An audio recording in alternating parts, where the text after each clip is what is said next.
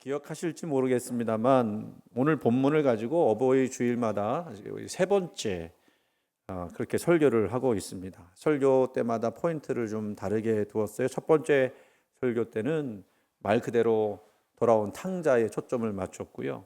두 번째는 집에 있는 탕자, 바로 맏아들에 관한 이야기를 나눴습니다. 오늘은 그 첫째 아들과 둘째 아들을 좀 못 웃고, 그리고 더 나아가서 그 아버지의 사랑을 다시 한번 확인해 보는 그런 시간으로 말씀을 나누도록 하겠습니다. 우리는 이제 누가복음 15장을 본문을 내용을 가지고 쉽게 이제 이렇게 비유라고 얘기하죠. 탕자의 비유라고 부릅니다. 그래서 그 제목대로 한다면 보통은 집을 나가서 호랑방탕했던 그 둘째 아들에게 집중을 합니다. 그도 그럴 것이 둘째 아들이 굉장히 불효자식이기 때문에 그러죠. 그러면 어떤 면에서 불효자식일까?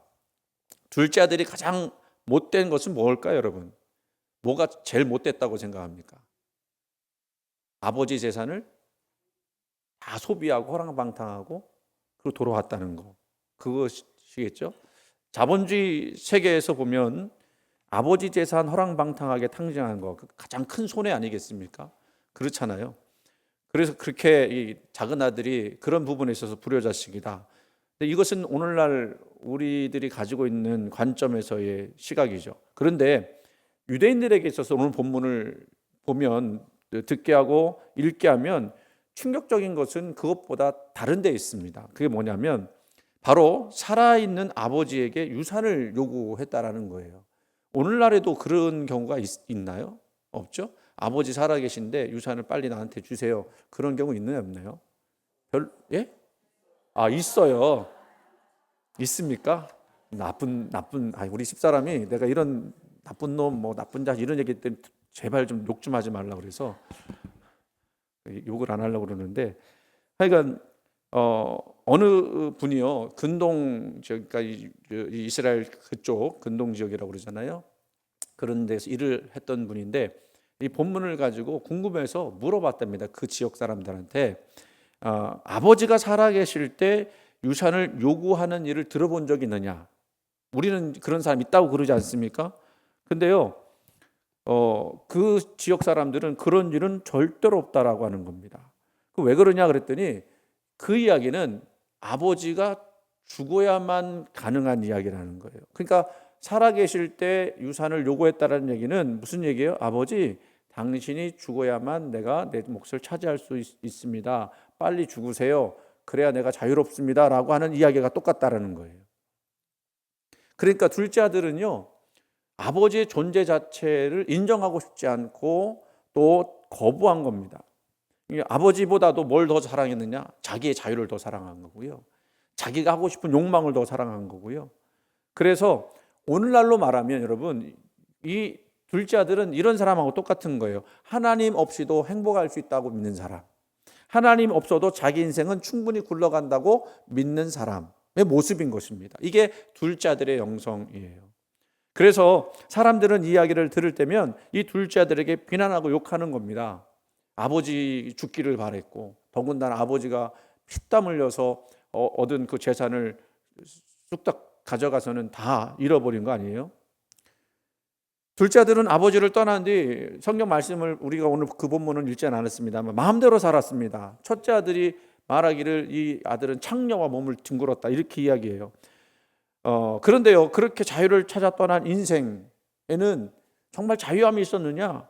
우리가 이야기이고 내용이지만 그 아들이 결국엔 그렇게 되지 않았죠. 근데 이게 상징적인 것이지만 하나님을 떠난 인생들이 어떻다라는 걸 보여주는 거 아닙니까? 비참함만이 기다리고 있는 거예요. 우리가 알고 있듯이 둘째 아들은 아버지를 떠나서 그 모든 것을 잃고 결국에는 돼지가 먹는 쥐염 열매 그것조차도 얻지 못해서 전전긍긍했다라는 겁니다. 그때 그 아들이 비로소 깨닫죠. 아버지 집을 떠난 것은 단순히 집을 떠나는 것이 아니라 생명의 자리를 떠난 것이구나. 자유를 찾아서 떠났지만 결국 자유가 아니라 공허와 비참함만 남았다라는 것을 깨닫게 되는 거예요. 그래서 이 둘째 아들은요, 결심합니다. 이 결심이 참 중요해요. 뭔 결심이죠? 돌아가기로 결심한 거예요. 그런데 중요한 것은 어떤 마음으로 돌아오느냐가 중요하죠. 그 둘째 아들이요, 아버지께로 돌아가면서 내내 계산했을 겁니다. 왜냐하면 둘째 아들은요, 머리가 비상하거든요. 그러니까 아버지 재산 빨리 달라고 해서 그거 가지고 내가 잘 놀면 되겠다, 그 생각을 했던 사람이 아니겠어요? 계산을 하는 겁니다. 아버지한테 내가 이대로 가면 아버지가 나를 맞아주실까? 그리고 그 집에 있는 형이 나를 인정해 줄까? 내가 무슨 얼굴로 돌아갈 수 있을까? 라고 하는 그런 생각을 한 거예요. 여러분, 이거는요, 용서받지 못한 자의 마음이라는 겁니다. 늘 불안한 거예요. 늘 뭔가 쫓기는 거예요.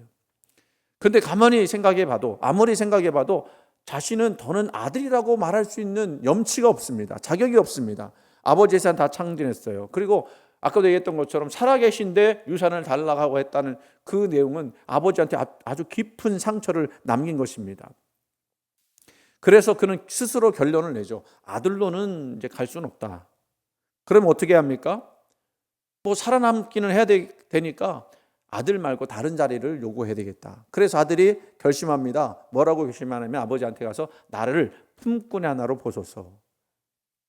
근데 이 말 속에는요, 어떤 의미를 가지고 있느냐면 자기가 지은 죄를 알고 있는 거예요. 근데 그 지은 죄에 대해서 해결을 해야 할 텐데 자기가 뭔가라도 해야 갚을 수 있다라고 생각한 겁니다. 뭐를 해야 될까? 일을 해야 되는 거죠. 근데 아들로서가 아니라 품꾼으로서 그렇게 일하면서 조금씩 아버지께 죄값을 치르겠다고 결심하고 돌아간 거예요. 근데 사실 이것이요, 인간의 본능입니다.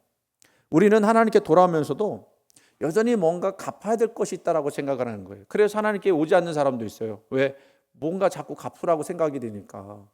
내가 뭔가를 해야 된다고 생각하니까 더 열심히 하나님 일을 해야 하나님이 받아줄 것 같고, 더 착하게 해야 살아야 될 것 같고, 더 헌신해야 사랑받을 수 있을 것 같고. 그래서 여러분, 이 하나님의 은혜를 깨닫지 못하는 사람들이 교회 안에 있으면요, 뭐를 자꾸 하려고 그러냐면 자기가 자기를 증명하려고 애를 써요. 그런데 복음은 어떤 것이죠? 우리의 노력으로 아들의 자격을 획득하는 것이 아니라는 거예요. 우리 노력 가지고 안 된다고 이야기하는 거 아닙니까? 그게 아니라 아버지의 사랑이 먼저 우리를 다시 아들로 받아주셨다라는 이야기예요. 이게 둘째 아들에 관한 이야기인 겁니다. 그러니까 놀랍게도요, 그 둘째 아들이 막 돌아오는데 아버지가 보고 있었던 거예요. 이 둘째 아들 언제쯤 올까 싶어서 쳐다보고 있는데 저기서 보이는 시커멓게 보이는 아들이 하나 온단 말이죠. 그러니까 아들인 줄 알고 걸음걸이만 봐도 알잖아요. 그렇죠? 그러니까 멀리 있는데 달려가서 안고 입을 맞춥니다. 그리고 아들이 뭐라 아버지 나는 뭐 죄를 지었습니다. 나를 품꾼 하나로 보소서. 근데 그 아들의 말도 다 끝나기도 전에 다 끝난 것 같지도 않은데 아버지가 이야기하는 거예요. 그게 여러분 21절에 나오거든요. 21절 한번 읽어볼게요. 아들이 이르되 아버지 내가 하늘과 아버지께 죄를 지었사오니 지금부터는 아버지의 아들이라 일컬음을 감당하지 못하겠나이다. 그 다음에 마지막에 뭐라고 했죠? 제가 있는 거하고 여러분 있는 거하고 똑같아요. 하나. 못하겠나이다 하나라고 되어 있어요. 이게 무슨 얘기냐면 지금 말을 막 하는 중인데 그 말을 딱 끄는 거예요. 그런 뉘앙스가 있는 거예요. 더 이상 말하지 못하게 만드는 거예요. 그러니까 아버지가 그 말 듣긴 들었는데 그 말이 중요한 게 아니에요. 그러니까 아버지는요, 그 아들을 받아주는데 이놈 자식 네가 나한테 그 꼬라지로 하고선 들어와 라고 벌을 준비하고 계신 것이 아니라 뭘 준비하냐, 그 다음 내용들이요, 잔치를 준비하라는 거예요. 놀랍지 않습니까 여러분? 우리 생각에 우리 상식에는 도저히 안 되는 거예요. 만약에 여러분 자식이 둘이 있는데 진짜로 둘 중에 하나가 허랑방탕하고 재산 반쯤은 다 갉아먹고 그리고 들어온다고 그러면 여러분 어떡하겠어요? 일단은 이렇게라도 머리라도 쥐어받고 싶은 마음이 들지 않겠습니까? 예? 때리면 경찰서에 신고하니까 요즘에는 때리지도 못하는데 요즘 우리 딸 안 때리거든요. 한번 그러다가 경찰서 가서 신고한다고. 그래서 진짜로 그럴 것 같아서. 근데 여러분 이게 하나님 마음이라는 거예요. 이게 복음이라는 거예요. 일단은 이 둘째 아들이 자기 지은 죄를 알았어요. 그거 모르면 안 되죠. 자기 죄를 깨달은 거예요. 자기 죄를 깨달았으니까 하나님이 그 죄에 대해서 벌하지 않으시고 그 깨달음을 귀하게 여기셔서 회복시켜 주시는 거예요. 그래서 종으로서 그들을 받아들인 것이 아니라 아들로서 이제 그를 받아주시기 원하는데, 그 종의 모습은 어떤 거예요? 눈치 보면서 겨우 집안에 머무르는 존재, 그런 존재가 아니라는 거죠. 하나님은 그 둘째 아들을 회복시키면서 너는 종이 아니야, 아들이야, 말로 하지 않고, 그런 말 하지 않고 잔치를 벌여줌으로써 그 주의를 회복시켜 주시는 거죠.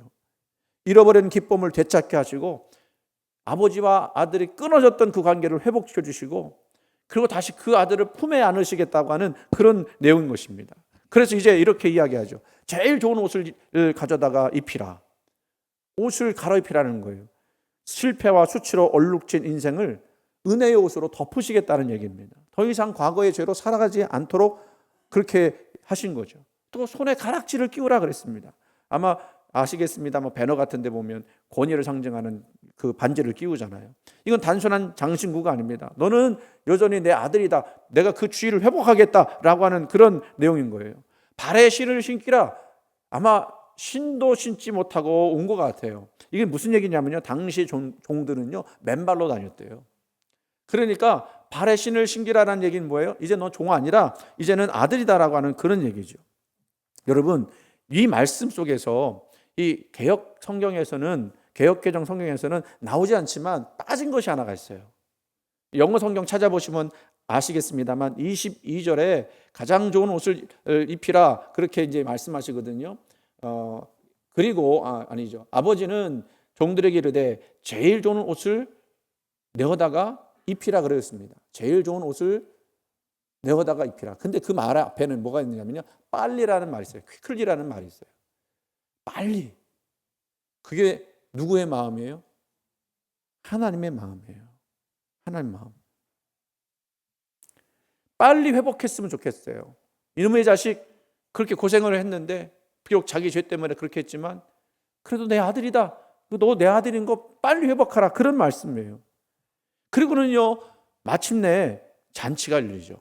살진 송아지를 잡으라. 여러분, 그때 당시도 그렇지만 뭐 지금 우리가 제일 비싼 요리 중에 한 가지는 송아지 요리라고 그러잖아요.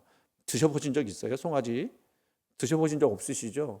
그만큼 귀한 요리예요. 근데 송아지를 잡아서 아들을 먹이라는 겁니다.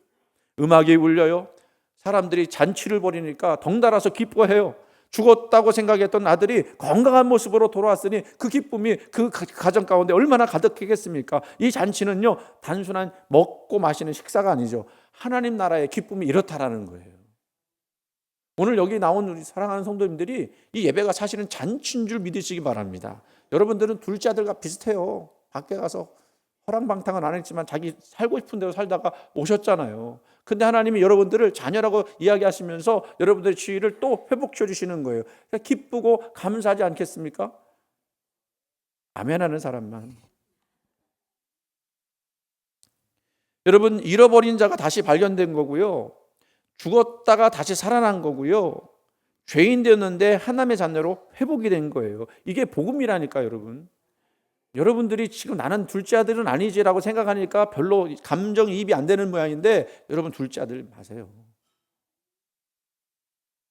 근데 그 아버지가 이렇게 돌아온 아들을 안으시고 새 옷 입혀주시고 가락지 끼워주고 신발에 신겨주시고, 그리고 뭐라냐, 우리가 먹고 즐기자. 과거의 것은 다 지나갔으니 보라 새 것이 되었도다. 여러분, 우리 복음의 끝에는요 항상 기쁨의 잔치가 기다려 있는 줄 믿으시기 바랍니다. 그런데요, 오늘 말씀 이 정도로 끝나면 될 것 같아요. 왜냐하면 우리가 다 죄인이니까. 그 죄인을 회복하시는 하나님에 대해서 설명을 하시는 예수님의 비유였다고 하면 이제 이 정도로 끝나면 될 것 같은데요, 본문에서는 아들이 둘이에요. 한 아들을 더 등장시켜요. 왜 그러셨을까? 단지 허랑방탕한 아들이 자기 죄를 깨닫고 돌아오는 것에만 초점 맞춰져 있었다면 그냥 둘째 아들의 이야기로 끝나면 좋겠는데, 그런데 거기서 멈추지 않아요. 첫째 아들을 등장시켜요. 왜 그랬을까? 첫째 아들 한번 생각해 볼게요. 첫째 아들은요 아버지 집을 떠난 적이 없어요. 말썽 피운 적이 없어요. 아버지 곁에 있었어요. 언제나 성실했고요, 자기가 해야 할 일에 대해서 책임을 가지고 살았어요. 어느 면으로 보나 형하고 아우를 비교해 봤을 때 누가 더 나아요? 형이 훨씬 나아요. 여러분, 아들이 둘이 있는 가정 있으신가요? 혹시 둘이 있는데 하나는 이렇게 말썽 피우고 하나는 말 잘 듣고 그러면 누가 더 이뻐요? 예? 말 잘 듣는 아들이 더 이쁠 거 아닙니까? 그 형도 그렇게 생각했던 것 같아. 내가 그래도 동생보다 낫지. 아버지 마음을 충족시키는 건 나지라고 생각했을 거예요. 그런데 허랑방탕한 동생이 집에 들어왔을 때 자기가 일 끝마치고 들어오는데 잔치 소리가 나니까 물어보잖아요. 이게 뭔 소리냐 그랬더니 당신 동생이 돌아왔는데 아버지가 잔치 벌여줬습니다라는 얘기를 듣고는 어떻게 해요? 노했다고 그랬어요. 분노했다고 그랬어요.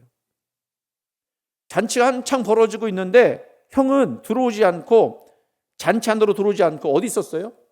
그냥 밖에 있었어요. 여러분 본문을 잘 보시면 형이 잔치 참여한 게 아닙니다. 그냥 밖에 있었던 거예요. 근데 그 첫째 아들을 향해서 동생이 이런 분노의 말을 던지죠. 29절 말씀. 내가 여러 해 아버지를 섬겨 명을 어기었거늘 내게는 염소 새끼라도 주어 나와 내 벗으로 즐기게 하신 일이 없더니. 여러분 내가 여러 해 아버지를 섬겨라는 말 속에서 느껴지는 내용이 뭔지 아십니까?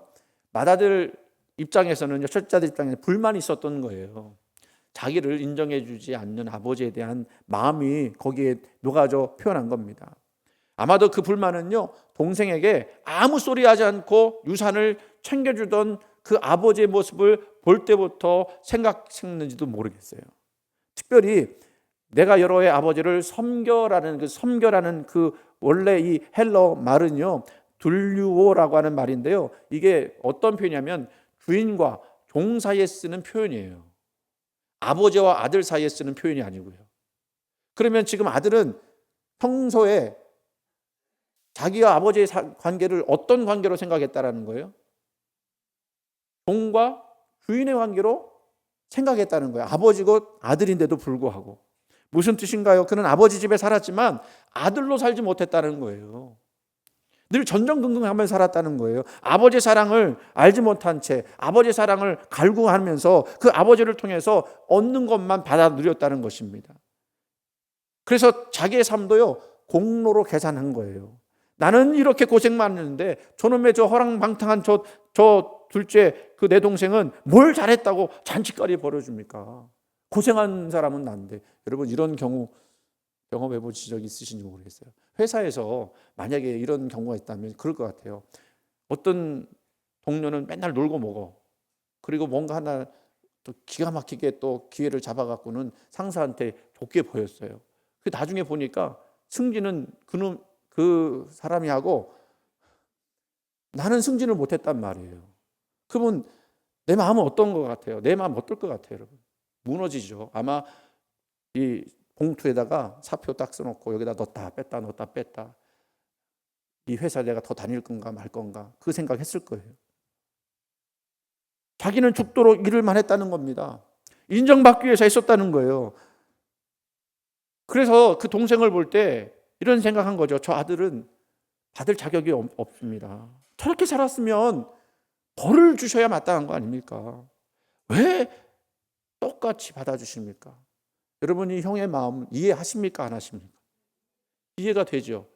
이해가 된다고 얘기하셔야 돼요. 그래야 이 말씀이 여러분에게 큰 도전이 되고 또 깨달음이 돼요. 제가요, 솔직히 말씀드릴게요. 이 말씀을 준비하면서 그 3분의 2 이하를 날려버렸어요. 그리고 다시 했어요. 왜 그랬느냐면요, 가만히 보니까 그 첫째 아들의 마음을 정말로 내가 이해할 수 있겠더라고요. 이 아들의 마음이 잘못된 것은 전혀 아닌 것 같더라고요. 여러분 이거를 이해하고 넘어가셔야 돼요. 그러니까 여러분 나는 열심히 했어요. 열심히 한 사람한테는 염소 새끼도 한마디도 안 주면서 허랑방탕하게 놀다가 들어온 저 사람한테는, 저 아들한테는 살진 송아지까지 잡아주고 잔치를 벌여주니 이게 말이 됩니까? 오늘날로 말하면 불공평한 거예요. 공정하지 않은 거예요. 요즘에 공정하지 않은 거에 대해서 굉장히 민감하잖아요. 이게 화가 나는 겁니다. 이해가 되는 거예요. 근데요, 예수님께서 이 첫째 아들의 이야기를 왜 하셨을까 생각해 보면 그겁니다. 여러분 우리가 깨달을 게 뭐냐면요, 우리가 충분히 첫째 아들을 이해하지만 아까도 첫째 아들이 아버지와 아들의 관계로 아버지를 대한 게 아니라 무슨 관계로 대했다고요? 주인과 종의 관계로 자기를 그렇게 비하시켰다고요. 그러니까 은혜보다 뭔가 공로를 세워야만 되는 것으로 아버지를 대했고요. 잘해야 된다고 생각했고요. 순종해야 된다고 생각했어요. 그리고 거기서 실패하면 밀려난다고 생각한 거예요. 그게 생존 방식이에요. 그리고 오늘날 우리가 경험하는 세상의 방식이지 않습니까? 그래서 열심히 섬겼다고 이해한 거예요. 아버지의 명을 어긴 적이 없다고 이야기하는 거예요. 그게 인정받는 방법이었던 거예요. 그렇게 생각하니까 허랑방탕한 자기 동생 받아주는 그 아버지가 얼마나 불편했겠습니까? 얼마나 미웠겠어요. 왜냐하면 아버지의 받아주시는 그 은혜는요, 결국은 자기가 그동안 쌓았던 자기의 의를 무너뜨리는 것과 똑같은 거예요. 왜? 원래대로 하면 큰아들은 받들어주고 둘째 아들은 막 벌을 줘야 맞는 게 되는 건데, 둘째 아들은 막 이렇게 해주니까 자기가 그동안 쌓았던 자기 공로, 한 번도 아버지 명 어긴 적도 없고 섬겼던, 열심히 섬겼던 그거 아무 소용이 없게 되는 거예요. 만약에 죄인도 똑같이 받아들여진다면 그동안 자신들이 쌓았던 의로움에 대한 특별한 자격이 무너지게 되는 거죠. 쉽게 이야기하면 여러분들이 도덕적 우위가 있어요. 우리가 비교하잖아요. 나는 그래도 저 사람보다 나. 나는 그래도 저 사람보다 더 도덕적이야 라고 하는 그런 자부심이 있단 말이에요. 그렇게 여러분 살아가시지 않았습니까? 그 포기하지 않으셨잖아요.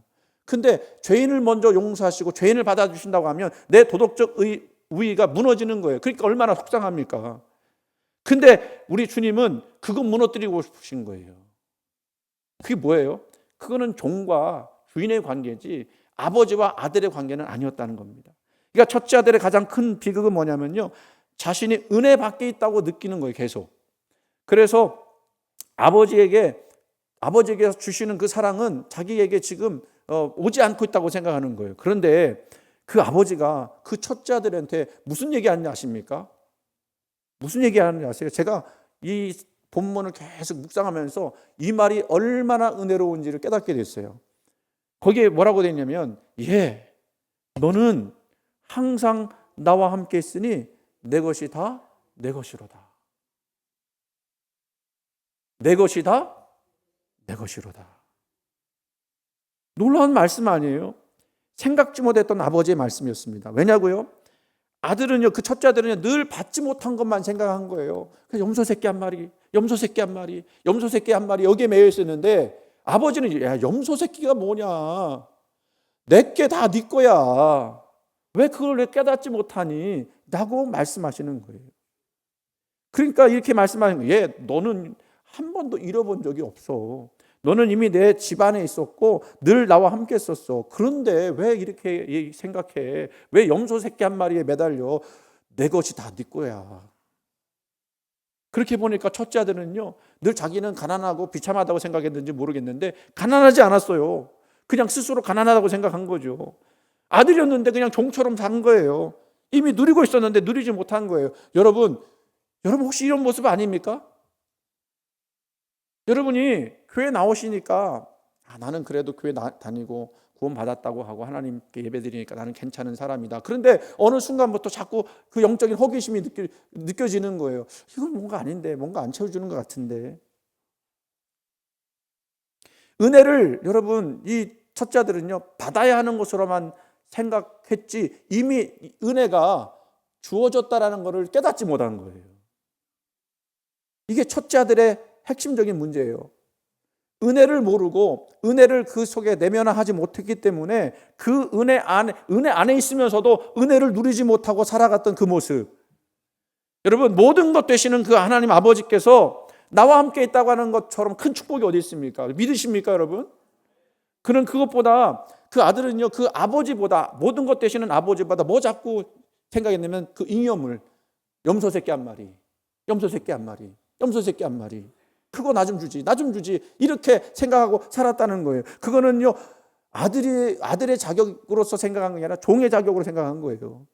그러니까 얼마나 그 아버지가 그 첫째 아들을 볼 때마다 안타까웠겠습니까? 다 내 건데, 내 것이 다 지 건데.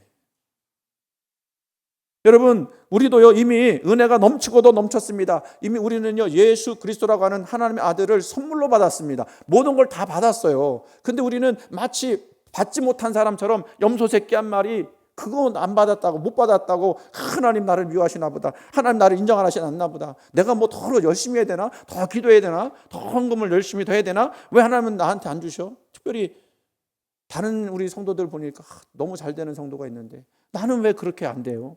나는 왜 그렇게 잘 되지 못해요? 이런 생각도 들게 되는 거예요. 그러니까 여러분, 깨달아야 될 게 이것입니다. 우리가 교회를 다니면서 아버지 집에 있다고 하면서 아버지의 사랑을 누리지 못하고 있다면 우리는 깨달아야 돼요. 모든 것 대신은 아버지와 여러분 함께 있다라는 사실을 믿으시기 바랍니다. 아버지 사랑 안에서 모든 것이 이루어진다고 하는 그 안정감, 이미 아들의 자리 안에 있다는 은혜를 누리지 못하면 안 되는 거예요. 아버지는 말씀하시는 거예요. 내 것이 다 내 것이다. 너는 이미 내 안에 있었고, 너는 이미 사랑받고 있었고, 내 것을 다 누릴 수 있는 자격이 있는 아들이었어 라고 말씀하시는 거예요.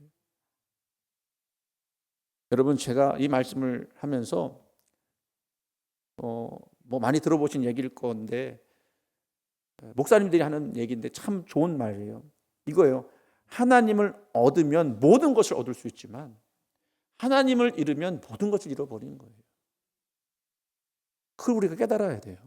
그러니까 하나님을 잘 믿으라고 이야기하는 거예요. 하나님 잘 믿을 때 하나님이 책임지시는 거예요. 여러분, 제가요 참 어떻게 보면 웃기는 얘기고 어떻게 보면 별것 아닌 것 같은데, 내가 기도하는 것 중에 한 가지가 있었어요. 뭐라고 기도했느냐면, 그것 때문에 사실은 아는 분들은 아시겠지만 신경을 많이 썼거든요. 우리 그 주일학교 예배드리러 들어가는데 그 물이 자꾸 나오잖아요. 물이 막 많이 나오는데 아무리 사람들 한 전문가를 4사람인가 불렀는데 아무도 못 잡고 돈만 그냥 버리는 거예요. 그러니까 내가 얼마나 속이 상했겠어요. 근데 이게 결국은 결론 내린 게 뭐냐면 밖에서 들어오는 거다. 물이 밖에서 들어오는 거다. 그럼 어떻게 그 밖에 뭐 도로 포장 다 뜯어내고 어디서 새는지 확인할 수가 없잖아요. 근데 제가 할 수 있는 게 뭐겠어요? 기도밖에 없어요. 근데 여러분 기도했겠어요? 안 했겠어요? 여러분 기도 안 했죠? 저는요 기도했어요. 야, 이것도 하나님께 맡겨야 된다는 생각이 들더라고요. 그래서 기도했어요. 하나님, 이거를 해결할 수 있는 분은 하나님뿐이십니다. 이거 언제까지 물 나올지 모르지만 빨리 물 그쳐주게 해주세요. 기도를 했는데 어제부터 안 나온대요. 놀래지도 않아. 자기 집에 만약에 물 샜어봐요. 에? 안방에 막 물이 샜어봐요. 그거 기도하게 됐나 안 했나? 에? 여러분, 제가 그거 보면서 너무 기뻤어요. 너무 기뻤어요. 왜? 하나님이 내 기도를 들어주셨으니까. 모든 것 주시는 하나님, 내 것이 다 내 것이다. 첫째 아들이 들어와 했던 자리가 잔치자리였잖아요. 사실은 그 단순한 잔치자리가 아니었어요. 그건 어떤 거냐면요, 하나님의 은혜 안으로, 모든 것을 주시는 하나님의 은혜 안으로 들어와서 사는 거예요. 잃어버린 사랑의 기쁨을 회복해야 되고요, 종처럼 살면서 불안하고 염려하고 걱정하고 늘 두근두근하는 삶을 살았던 우리들의 모습에서 이제는 하나님께서 내 인생을 책임져 주실 거라고 하는 그런 복된 은혜로 들어가야 되는 거예요. 아마 이 첫째 아들이 그 다음에 내용은 안 나오죠. 여러분 그거 아세요? 이 첫째 아들이 어떻게 행동했는지 안 나와요. 그걸 보고 우리는 뭐라고 그래요? 열린 결말이라고 그래요. 그 열린 결말은 당신이 첫째 아들처럼 되었다면 어떻게 할 것인가 생각해보라는 그런 메시지 아닙니까? 만약에 첫째 아들이 정말 아버지의 이 마음을 알았더라면 그의 모습도 바뀌었을 겁니다.